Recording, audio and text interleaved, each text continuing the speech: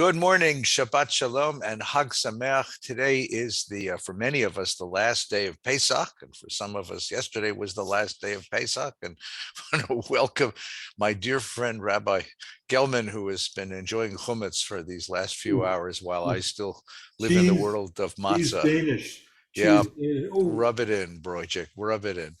But today is Shabbat. Today, for the conservative community, is the last day of Pesach. For the Reform community, it was yesterday. We want to wish everybody a very happy and wonderful Shabbos, a good spring day, beautiful spring day outside. We've just finished this very interesting holiday, the long and interesting holiday. And because of, finally the restrictions of COVID have been lifted, for many of us, it's the first Seder we've had with our families in some years. Right. And which is a big deal for many of us, a real sense of liberation, a real sense of freedom, and a real sense of rebirth and recovery. So let's look backwards as we finish this holiday, both of us. And I want to ask you, I think, what is one of the deeper and more interesting questions of the holiday, which is asked year to year. People will never ask me out loud, but they'll ask me in a whisper. And they'll say to me, Rabbi, did it really happen? Did it really happen? And I'll ask them, because I'm a rabbi and I've learned to deflect questions quite well, what difference would it make? And they say, well, if it didn't happen, if the Exodus isn't real, if Moses didn't lead us out of Egypt, if it didn't really happen, then what's the value of the holiday? What does the holiday do to inform the way that we look at the world? So before we finish the holiday, or as we finish the holiday, I want to address that question, Marc. Is the story of Pesach true? And in what sense is it true? And what value is there to the holiday if I can't count on the story as happening exactly as it's written in the Torah? All right. Well, thank you for starting with a very easy question. An easy question. Little question. I mean, right. My God, how you doing? I mean, how are you, Marc? It's good to see you. Did it really happen? The big one, the big questions. That's what I get. Okay. All right. So I think we have to start on this question of, is Pesach true?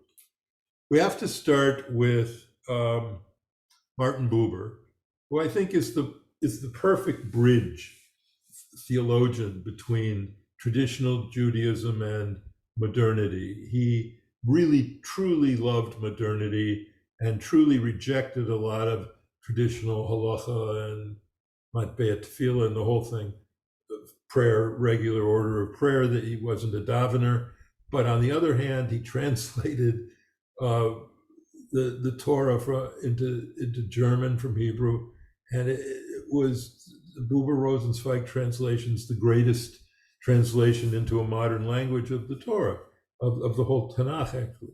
And so Buber was asked, is this true, and about miracles, and he said, well, a miracle is really just a natural event, obeying all the natural events of nature and physics, but reported by enthusiastic observers.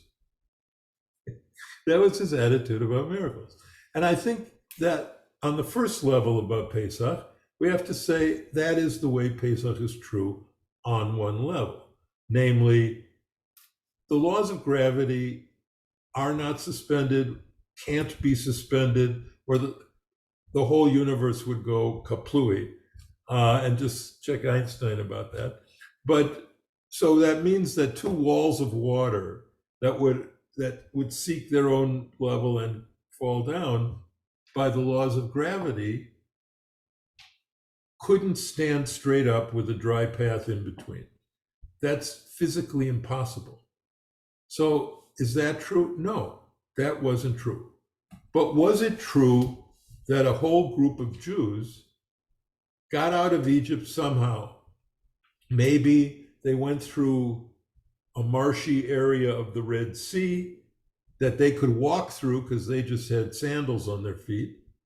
And when the Pharaoh's heavy war chariots followed them into the marsh, they sunk into the mud. And because of that, our ancestors got through and escaped into the desert. and Pharaoh's war chariots were stuck in the mud. And in the retelling of it, it got to be the walls of water and the whole thing. So if you ask, is it true that Jews left Egypt? I'd say undeniably, inescapably, absolutely true. It's true because you can't remember such a thing if it didn't happen. Why would we invent being slaves for 400 years and then, and in Egypt, we had a memory. There's a memory of emancipation, and so that I think is absolutely true about us getting out, and I think on that level, the story of Pesach is true. Now, on a deeper level, the story of Pesach is also true because, as it is retold, we are commanded to see ourselves as having left Egypt. And once we take, and you've spoken about this often and beautifully, about the value of myth and the way we have a narrative that teaches us moral insights. So if we view Egypt through its root meaning, Meitzar, Mitzrayim, as a narrowed place, a place of constriction, then it's true that each of us goes into Egypt at various times in our life. When we're depressed, when illness crushes us, when betrayal and failure crush us, and we feel crushed in, like a Meitzar, which is a slot canyon between two cliffs. And occasionally, hopefully, always, with God's help, we get through the canyon and through the Meitzar and into an open area and a land of milk and honey and a land of promise, a land of hope. And so on that level, Pesach is absolutely true. Now, one final word I would have to say about this, since I'm the interfaith guy here, and that is the miracle of Jesus is an entirely different status for Christians than the miracle of Pesach for Jews. If there never was a Pesach in the same way that it says, we're still Jews. We're still part of a people, that's undeniable. And since we don't have a creed that says, I believe that Pesach actually happened, I believe in this and this and this, and that Jews have to affirm, like the Nicene Creed for Christians, we can have atheist Jews, you can have all sorts of Jews. But for Christians, if Jesus was not the Son of God, crucified and resurrected for the sins of humanity, if that is not true, historically, not metaphorically, not mythologically, if that's not true, then Christianity is false. And they're stuck with that. They're stuck with an obligation to believe it. As if we would be, if we had a Judaic creed, which we could never get because you could never get Jews to agree on anything. But if we had a creed that the Pesach was true, and if you didn't say the Pesach was true as it's written in the Tanakh, in the Torah, then we'd have the same problem. So that's my view on, is it true? So I get asked by the kids in school all the time as they start to learn the Bible, they start to learn Genesis. And the kids in second and third, fourth grade, as they start to learn Genesis, will come to me and also ask a similar kind of, they'll ask me this question, is it true, Rabbi? Are the stories true? And I always say to them, of course they're true. And I say, well, then how do you explain this, Rabbi? Adam and Eve only had two kids and they were both boys, and then one killed the other. How did the world get full of people? Which I think is a brilliant question for a kid, because what the kid is asking in kid language is, what happens when the content of the narrative conflicts with my common sense of how the world works? Do I suspend common sense and attribute truth to the narrative, which is one religious attitude? Or do I suspend my belief in the narrative and affirm common sense, which is a different belief in the world? And I'll say to the kids, do you think the guys who wrote the Torah were stupid? And they'll say, no, of course not. They were very, very, very wise people. I said, well, don't you think that question must have occurred to them? I mean, come on, you have mom and dad and two sons. How are you going to fill up a world? And then when Cain is punished, he tells his parent, he tells God how afraid he is that someone's going to find him. Well, who's the someone except his family? So this, and suddenly the story, there's all these people in the world. Sometimes the Torah tells you a story and it's not interested in the facts of the story. It's interested in the teaching of the story.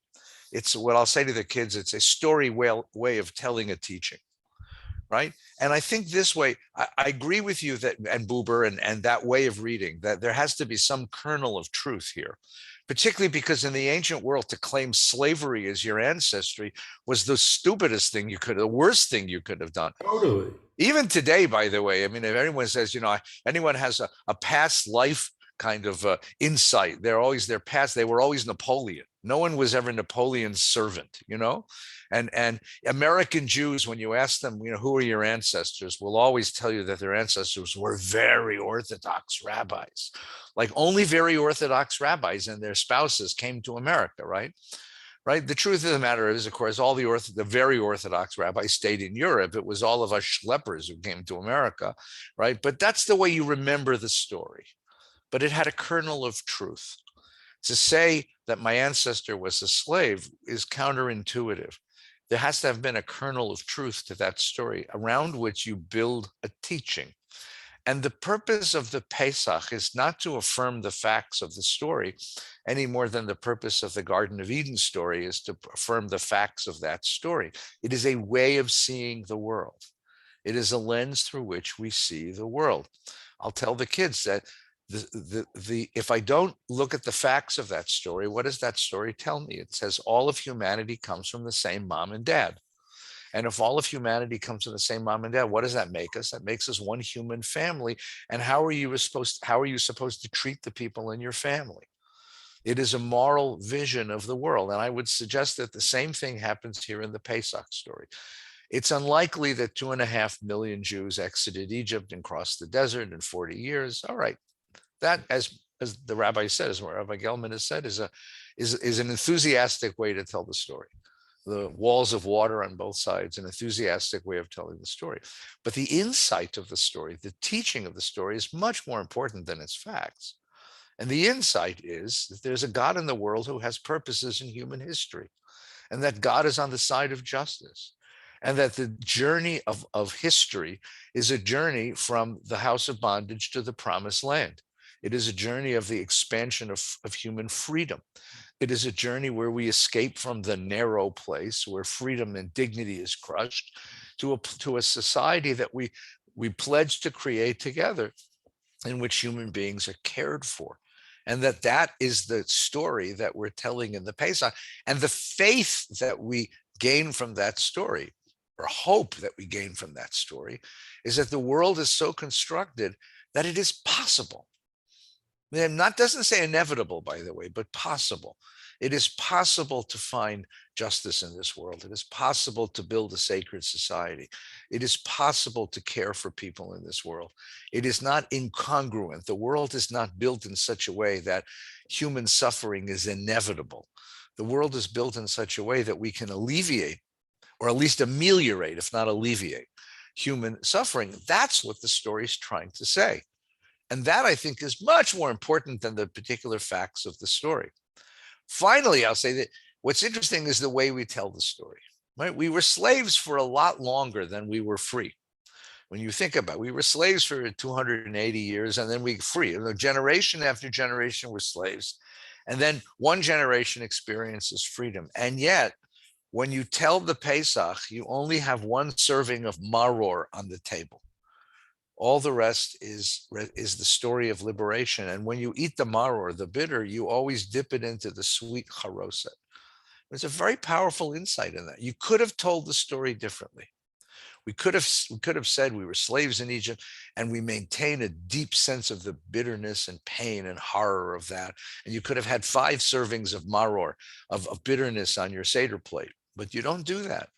That liberation is the story. Liberation is what the holiday is. Pesach, the passing over of the angel of destruction. To me, that is such an interesting choice for a culture to make. That is the most significant choice that the culture made. Otherwise, we end up in this terrible, terrible bitterness. And the reason I'll say that is because this next week, we're going to have a holiday. We're going to celebrate what Jews around commemorate rather, Yom HaShoah, right? We're going to talk about how we tell the story of the Holocaust to the next generation. In some way, we are in exactly the same place as our ancestors were. There's an historical event, and we have to decide what lesson to draw from it, and how it will be remembered, and how it will be, and how it will be celebrated, how it will be commemorated year to year. And that is a very interesting question now, because the way that you decide to read it will determine the outlook of our people, or the outlook of our children, actually, on the processes of history. I couldn't say it better. That's beautiful and true, really true.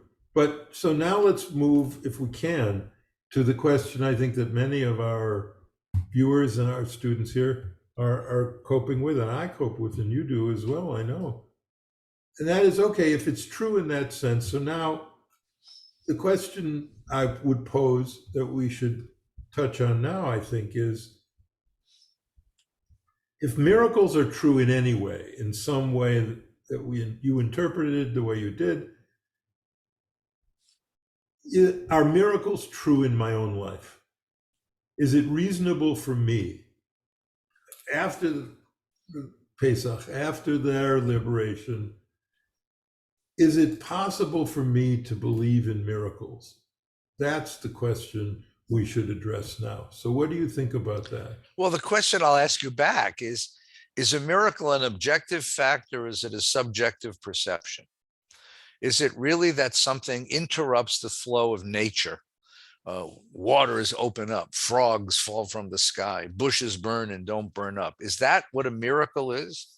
Well, or is miracle an event of any kind that I perceive through a very special lens? I perceive in a very special way, so that it's subjective, not objective. Okay, I think we have to first say that miracles are a violation. They're not a violation of natural law, of the laws of physics or gravity, but they are a violation of our normal expectations of events. So we expect that when somebody says, oh, I'd like you to meet so-and-so, who's a friend of mine, and you might want to go out on a date with him or with her, that's all natural. There's nothing supernatural about that. And yet I believe that that person who said that to you is an angel from God, carrying a message from God that intends you to marry that person. And if your eyes are open, your ears are open, and you're receptive to the possibility of miracles, in that way, I think miracles can happen in your life. They absolutely happen all the time in your life. And, you know, then the question is not how amazed we are when miracles happen. It should be how amazed we are when something we encounter isn't a miracle. I mean, look at what the brachot about our body is. We say, look, we have holes in our body and we don't leak out generally. At my age, you begin to leak out a little. But basically, or don't leak out. That's worse. or our eyes, or how does our skin work, and how does our immune system work? I mean, these are incredible adaptations. They're all natural, but they are evidence of what the medievalists called the teleological proof for the existence of God. And I would add miracles, which are the ways God works in the world. And that is, the world has evidence of a purpose.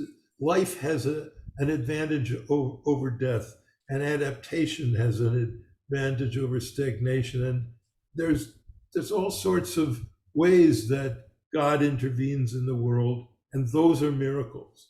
And we should be open to the miracles that come to us through angels, who I believe also are real, even though they're just normal people, but they're carrying messages, I believe, and the Torah and the rabbinic tradition certainly believes, they're carrying messages from God for us.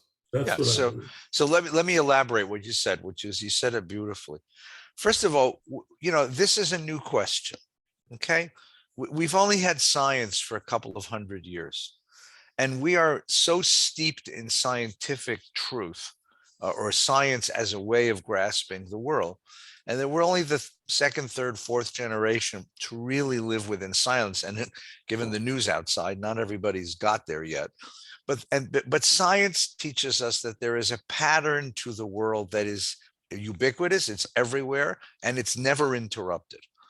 So this idea that there's a natural order that's not interrupted by a supernatural order, and that we live in that natural order. And that's a scientific sort of principle that we have absorbed from the culture we live in. And that makes it really impossible to read the Bible's stories of miracles and accept them as factually true, because we simply know that, number one, this doesn't happen. Number two, it better not happen. Yeah. Right? Because it would be scary to live in a universe where suddenly the laws of gravity don't work, right? And more than that, we count on the world having, even people who are deeply religious, they'll go to a doctor to get medicine because and medicine is based on that scientific principle. So that leaves us in a quandary that's a sort of a new quandary in the world. It's a sort of new quandary. Maimonides began to guess at it because he was also a scientist. But it's a new quandary for us, a new puzzle. And your answer, I think, which is wonderful, which is to say, it's not a question of the laws of nature, the patterns of nature being broken. That's not what miracle is. It's something that violates my sense of expectation and interrupts my vision of the world. Remember, we talked before about my teacher, David Hartman, used to say that history has two levels, right? There's downstairs history and upstairs history. Downstairs history is the flow of events on a daily basis. It's what the great Henry Ford once said, one damn thing happening after another. Upstairs history are those very wonderful moments when you can climb up and see the broader picture. And you can see where I am in my life and the things that shaped me as a person and the things that gave me purpose as a person. And when I climb upstairs and I can see the example you gave, I meet this person who becomes my partner in life, and together we build a family, and together we experience the ups and the downs of life, the disappointments and its triumphs. And I say to myself, that's the pattern of my life. That event where we met and the person who introduced us, that's the miracle. Yes. Those are the events that shape the way that I think about my world. Yes. Right? So it's that upstairs history vision of life. Rabbi Showeiss, my teacher, used to say the Hebrew word for miracle is nes, which literally means sign. It's an indicator. It's a sign. It says, look, there is another level on which you are living. Take a look, step up to that level and see the broader landscape of your existence. And you'll see that this matters in a way that you couldn't possibly have thought before. Right. And often it happens only in retrospect. Yeah. It's only in retrospect when you look back and say, it's a damn good thing I didn't accept that job, or it's a damn good thing that this person came into my life, or it's a miracle. It's an unexpected, but in retrospect, I can see the broader landscape. So what happens is the Jewish people escaping from Egypt, at the moment, they were just running for their lives. But in retrospect, that generation or 10 generations or 100 generations later look back and says, those are the events that made us the people that we are. Right. And that becomes miracle.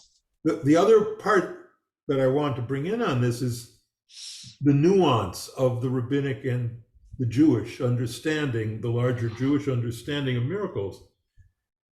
And that is, we've spent some time now talking about how we believe, and we're in agreement on this, of that miracles are real and in what sense they're real. not a violation of natural law, but a violation of our expectations. The other part is the rabbinic nuance, which is ein somchin al hanes. Don't rely on miracles. That's a rabbinic teaching. So what they're saying is, look, miracles are real. People come into your life who God has sent there to see if you're open to the nudging, the divine nudging of you into a path that could produce more happiness and flourishing. However, don't sit back on your tuchus and say, look, I don't know what to do. I'll wait for God. God will take care of me. No. God is not going to take care of you. If you want to sit back and wait for God to save you, you aren't going to get saved. You've got to get out there and do the work, the hard work, the gritty work, the sometimes insulting and frustrating work to build a future for yourself. And then when you try to do that and you give the effort to do that, miracles can happen. They don't have to happen, but you're prepared for them, and you're not giving up your freedom. That's the key thing. God doesn't want, because the seduction of miracles, we've talked about this, is the seduction of Superman and all those superheroes. If they're real, and of course they're all fiction, but if they were real, they would destroy human free will. They would just destroy it. Because we would say, wait, what do we need to fight against an invasion in Ukraine? Tell Superman to go and use his laser vision on the tanks and this and that, and Superman will defeat the Russian army. That's not how it happens. But can I interrupt you for a second? Yeah, that, believe it or not, is a very sophisticated perception, because all of us were raised by parents who were much bigger than we were. And we never lose that little kid magical thinking that there's a fairy godmother out there who's going to come in and save my circumstances. And we maintain that fantasy, that magical thinking that somehow there's somebody who's going to take care of this. Just listen to political campaigns. I'll come and clean it up. On all sides, but everybody. This is what because that political campaign appeals to my magical thinking, to the little kid inside of me. Advertisement appeals to the little kid inside of me. But this idea that you take responsibility to shape the world in the direction, and it's hard, and there's consequences, there's obstacles, and there's problems, and it takes tremendous effort to change the shape of existence, to change the shape of experience. So no wonder we want to have a fairy godmother who'll come and do it for us. That's right. I don't think any politician, to use that point, tie up that point a little bit, I don't think a politician, and he could give Kennedy's speech today, the Ask Not speech. Ask not what your country can give to you, but what you can give to your country. Right now, it's the opposite. I'm asking what the country can give to me. And we have a country on both sides of the political spectrum. What can the country give to me? This or that or this or that. And that's just not a path to a healthy society. And it's not a path to a healthy individual. And it's not God's intention for each of us. It's not God's intention to create a world where we don't have to work for what we get, and where we don't have to prepare the ground for the seeds to sprout, where we say, just God, get me some wheat. You can do that. You're all powerful. Do that. I'll just sit and watch. No, that's not what Judaism teaches. That's not the point of miracles. And that is the danger of miracles. The danger is not that we'll believe that the laws of nature can be suspended, and that's a foolish belief. Yes, it's a foolish belief, but that's not the point. That's not the point of miracles. The danger of miracles is that they lead to human quietude. They lead us to quiet, to passivity. They lead to human passivity. And that is the danger of miracles, that they would somehow convince us that we are not the authors of our own future, which we Right. are. And we, And we that, right. we have to stop. We had to stop Hitler, and we didn't until too late. We had to stop Putin, and maybe we waited too long. Or the point is, it's on us. It's on us. Because we came out of Egypt, because the whole faith is about leaving Pharaoh. And the moment we turn around and say to somebody, you fix it for us, because we can't fix it, you end up electing a new, creating, elevating, inspiring a new Pharaoh. And you become a slave to that person, and you That's so lose. brilliant. That's so true. And it leads to my feeling of what the real problem of the Pesach was, and the problem of the Exodus. Besides matzah, what's the problem, Yeah. Marc? The problem was it was done to the people. It wasn't done by the people. They just were basically spectators to leaving Egypt, which doesn't produce a feeling that they did anything to deserve their freedom. And so they remain slaves, completely slaves in their heart, in their soul. And that's why they fetch and moan and gripe, because God could take them out of Egypt. That wasn't that hard.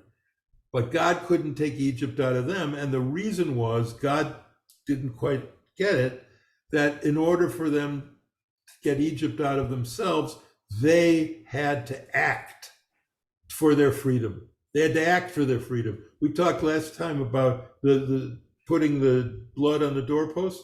That may be the only thing they did. I mean, they did take the jewelry, whatever, but basically they didn't do anything. And I think that's the one negative that turns out to be a tragedy for the whole Tanakh. Which then becomes the story of the rest of the Torah. The whole, which is the slog, the Tanakh, really. The long slog across the wilderness, as if to say, if you really want freedom, it takes a process of gaining a sense of responsibility and a sense of agency over the conditions of your own existence. And as long as you don't step up to say, it's my responsibility to lead, it's the Nachshon moment of jumping in the water and saying, I'm going to lead, I'm going to sacrifice, I'm going to give, I'm going to make sure this happens, you're never going to be a completely free person. You're always going to be the object, not the subject of your own history. Amen. And that becomes... That's the Joshua and Caleb story. That's why that story is so important, and why they had to stay in the desert to wander after it. When they go into the land and they say, yeah, it's going to be really tough. It's going to be a tough war, but we can do it. We can do it, Joshua and Caleb. And the other 10 spies said, no, they're like giants. We're like insects to them. And so because they don't have agency, because they don't believe they can do anything, because they haven't done anything. They haven't done anything up until that point. That's the danger of miracles. That's the danger. But let's step back for a moment and go back to the purpose of miracle stories, which is to open our eyes to the wonder of existence and to not walk the world with eyes closed to the things that happen all the time, the signs that are all about us, that something bigger is happening in the world, that something is bigger is happening around us, that we're part of something much bigger, in that sense of wonder. I mean, I love the statement, Abraham Heschel's wonderful statement, that the chief attitude of a religious person is wonder. We think it's belief or observance or affiliation. He says that's important, but the most important thing is to walk the world with a sense of amazement, to say, oh, wow.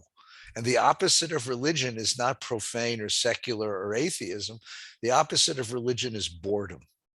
To walk the world and see nothing that's interesting, nothing that arrests your attention, nothing that makes a claim on you, nothing that demands a response from you. To not feel that claim, to not feel that demand on the self to respond to the world in some way, that's really the end. That's really the opposite of religion. I would say the opposite is also to give up hope, to give up the possibility that there's something we can be doing next to make the world different. Because once you give up that hope and you say, well, it is what it is and there's nothing we can do about it, that to me is such a surrender of the quintessential essence of Jewishness, that really that is the attitude to me. That's the diametric opposite of what we are. I And agree. that's what Pesach is about. And that leads to the great midrash that I love most about Pesach, which is, why did the Israelites, our ancestors, the Jewish people, complain at the other side of the sea? They just saw the greatest miracle and all the plagues and everything. And why didn't they see some of them when they walked through the sea? They didn't even see that it was a miracle they were walking through. And the rabbis answer, because some of them never looked up. And so all they saw was mud. So if you're always looking down, meaning if you're always looking at the negative of life, if you're always complaining, if you're always looking at why things are messed up and broken and failed, then you'll never see anything good in life. You'll never see any miracles, and you'll never have. But if you look up, if you look toward God and wonder and awe, Esaina el Haharim, I lift up my eyes to the mountains, looking up to where is my help coming from? From somewhere up, not down in the mud. And that attitude of remaining hopeful, remaining capable of awe. I love and wonder the way you say that, and quote Heschel, that's so right and beautiful. That, I think, is the true meaning of Pesach, and why all of its dangers and all of the technical problems of lifting up two walls of water just don't matter. Well, thank you. That was wonderful. And thank you for listening today. We're going to wish you a very good Shabbos. And if it's still Pesach for you, a very good Pesach. If you'll stay tuned after this, our services will continue for Shabbos morning, Yom Tov morning services. And we're going to be reciting the Yizkor prayers at about 11:30 this morning. This evening, of course, Minyan at 6 o'clock. The holiday ends around 7:30 something, whenever the sun goes down and 3 stars come in the sky. And be careful, there'll be a crowd at the pizza place, so be very careful. This week, of course, tomorrow morning, Sunday morning, Minyan at 8:30 online, and 6 o'clock in the evening only online. Monday, Tuesday, Wednesday, Thursday, Friday in person at 7:30 and 6 o'clock in the evening in person as well as online. This coming week, our College of Jewish Studies will meet on Wednesday night at 7 o'clock. Our guest will be Dr. Rachel Korazim, who's a wonderful scholar of Israeli literature and culture. And she'll be talking to us about how Israelis commemorate the Shoah and the effect of the Shoah, of Holocaust, and its developed consciousness has changed Israeli culture. So please join us for that wonderful, wonderful session. And I wish you a very good week, Marc. A Shabbat Shalom. Shabbat And to Shalom, my everyone friend. listening, a good Shabbos. Stay well.